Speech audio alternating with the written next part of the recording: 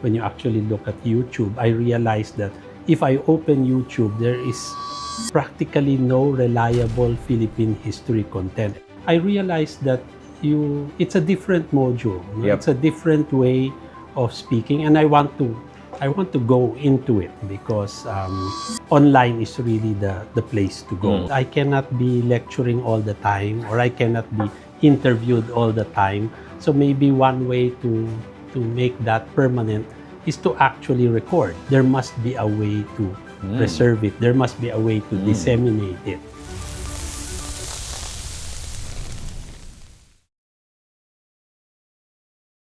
Morning everyone, and welcome to Ambeth Revealed, no? This new show that we are starting, of course, with Dr. Ambeth Ocampo.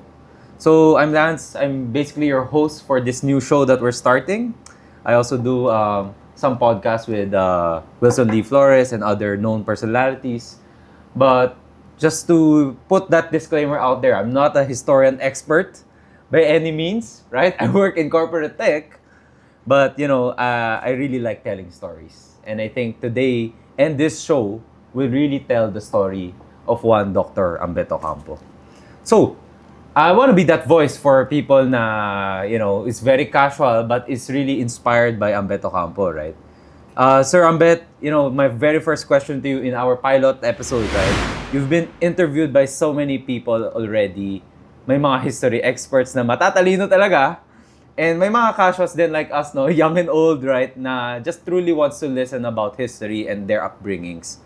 What do you prefer and who do you prefer interviewing you, sir, among these two types of people? Well, it actually depends. About 2 weeks ago, there was some grade school kids who had a assignment, so they had to interview a historian, and of course couldn't say no to one of the aunts of the kids. So I came in, and it was nice. Two kids, they're reading their questions, they're shooting, they're submitting this for school. But it depends. I'd like to think that every interview brings out something of me. Yep. And also brings out the material that I deal with, the stories I tell. So there's no real preference. Any interviewer who's actually interested in me or my work actually works. Pag sir history experts ang nag-interview sa'yo, mas naghahanda ka ba? Or hindi naman? Well, it depends. I mean, you ask naman for the questions beforehand, so you are not surprised. But most of the time, I know the stuff already very well. So, of course.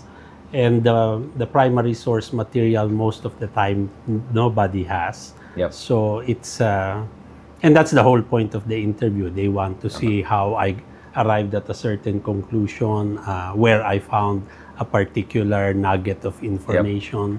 And that's what makes the interview engaging. Interesting.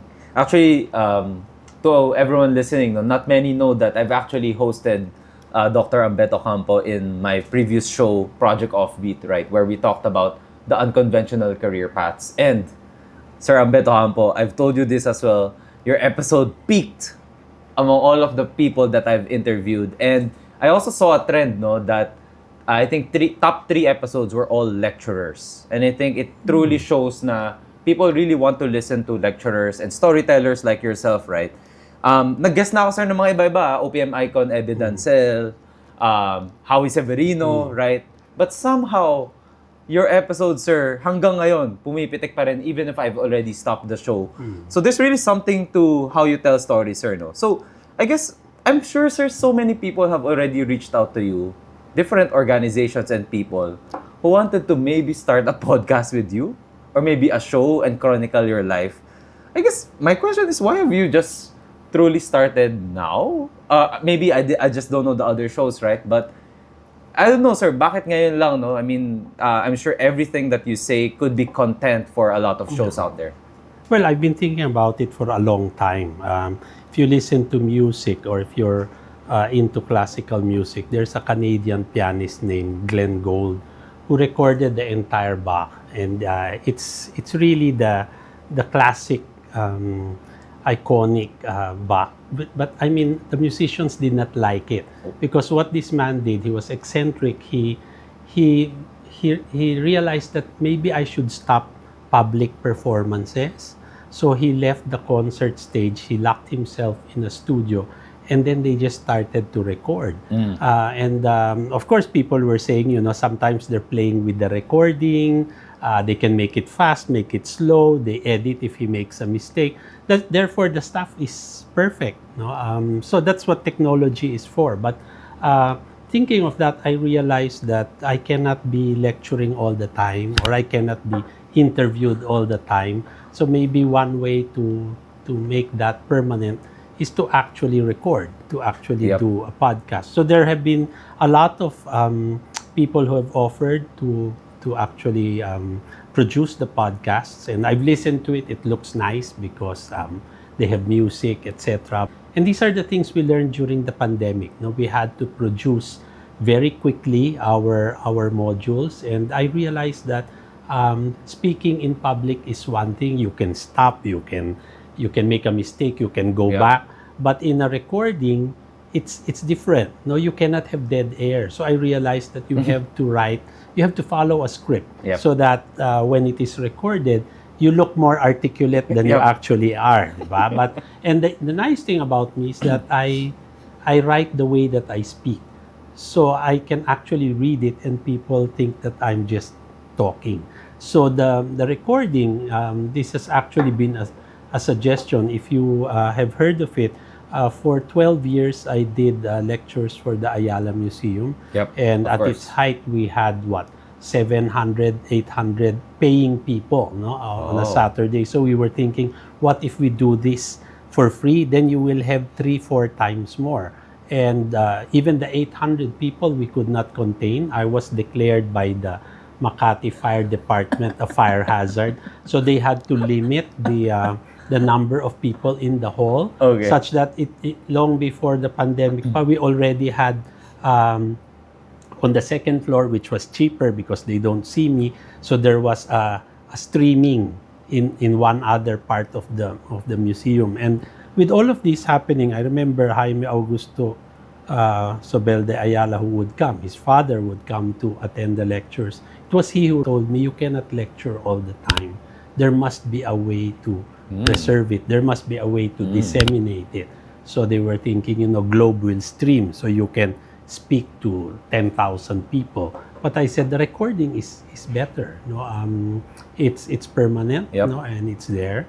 And after the pandemic, we had the Ateneo produced what were called the magisterial lectures. And I realized then, because I've come out in so many things. I've come out in Johnny Walker advertisements. I've come out. I did a San Miguel beer short history of San Miguel. So people were saying, why is this historian doing sin products? But the thing there is, I realized that it's a different module. It's a different way of speaking, and I want to go into it because online is really the place to go. When you actually look at YouTube, I realized that if I open YouTube, there is practically no reliable Philippine history content. Everyone is talking about it. Everyone's making their own shows, but you really need a real historian doing the primary sources. And I felt that it's like it's the message in the bottle. Whether people watch it or not, if I do not engage in this platform, I have allowed other people to just come in and stream. So it is actually unfortunate that in the age of the internet that we have so much information. So much of that information is also unreliable. And many academics do not want to engage a wider public. So they do not write for the newspapers like me. They don't have a social media account like me. My Facebook, I wanted to get rid of my Facebook account once because the beast has to be fed every day. But people were saying, that's 265,000 organic followers. And I said, but that's nothing compared to Artista, which is millions, right? But they said for an academic to have that much, that's big enough. And we were thinking, if you boost it, you really target the content, you will get more than we actually have. So I realized it is the medium Galing, of the future. So talking to you is also Yep. a way for me to see how to handle this. Yep. And I hope this show, sir, will last many, many years, right? Para madali siyang balikan. I-AI na lang nila tong show na to next time, right? To be able to get Yeah. everything that you've mentioned, no?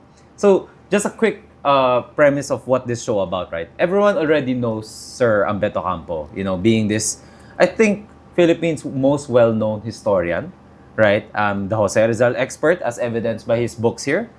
And marami ka rin, sir, na historical facts na nag-blow up in the internet. Just, I think, a few years ago, you talked about Emilio Aguinaldo's mother, right? Ordering actually the assassination of Antonio Luna, di ba? And even yung history is not chismis, sir. One of your most viral topics, di ba? Nag-trend, right?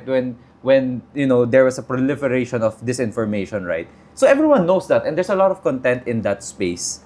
But I think this show is called Ambeth Revealed. Because, sir, honestly, when I looked into Wikipedia lang yung nakikita ko that talks lengthily about your life. I was trying to look for different sites, sir, where I can learn more about the Ambeth Ocampo.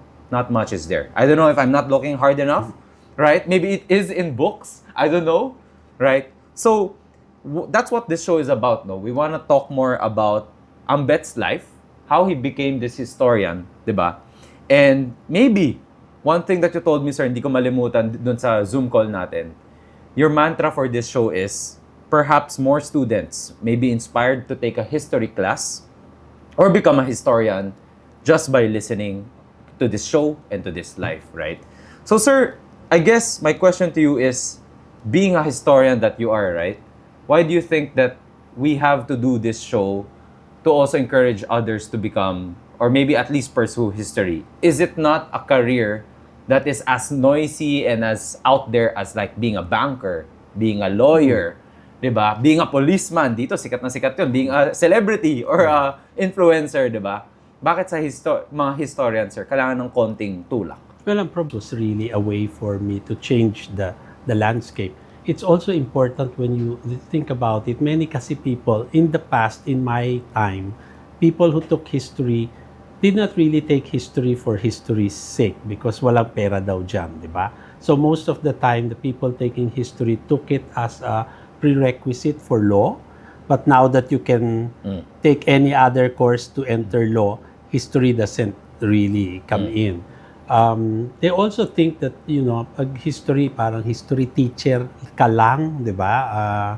That's not a career most people want to think about. But, you know, if you're an academic historian like me, it's different. No? A university historian is different because you're paid better. There's a lot of opportunities for advancement, study, travel. I mean, I travel a lot on other people's money. So I've seen the world on other people's money. So, you know, it's one of the things that academics do. No, we like to go abroad, talk to each other at conferences, right? And I realized this too. If you are a tenured professor like me, you get a sabbatical every 6 years, which means 1 year leave with pay. No other job will give you 1 year leave with pay to recharge, to read, to do other things, no, and to keep you going that way. So history as a major has many things, no. So if you don't want to be an academic historian, there's other ways to use it. You can be a museum curator. You can produce documentaries. You can write books about famous people, like Wilson does what we used to call the kidnap series, no. So he wrote about all these Taipans who are kidnappable. But the thing there is, history teaches you to do research, right? So you can go into journalism, which was what I did. You can go into TV, movies. So there's a lot of other things. History by itself is basically training the mind. It's method, but there are many ways to use it. And people just have to know that a history degree does not consign you to just teaching. No, there are many avenues to use it. Got it. Thank you, sir. So Sir Ambeth, right, is the title is called Ambeth Revealed. If there's one thing, kalimutan na lahat ng pinag-usapan natin, sir, but if there's one thing that you hope our audience marireveal sa kanila to by listening to at least one episode in our show, what would that be? Kahit ano, sir. Well, that I do history so that the present will stop reading like the past. No, I mean, when you look at history, people often think, ay nako, history repeats itself kasi bakit pareho lang, no? It doesn't repeat because history doesn't have a mind of its own or a power to move us. It's people who repeat it, and they repeat it because they don't know it.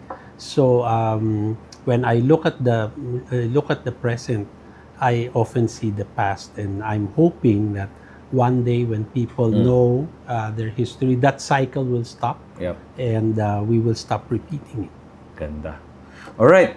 Thank you so much, Dr. Ambeth Ocampo. And of course, for our listeners, no, please tune in to this new show, Ambeth Revealed, that will charts in Spotify, no, in a few weeks. No, I hope. Tingnan natin, right? And of course, thank you so much, Dr. Ambeth Ocampo, for joining us for the pilot episode. Thank you.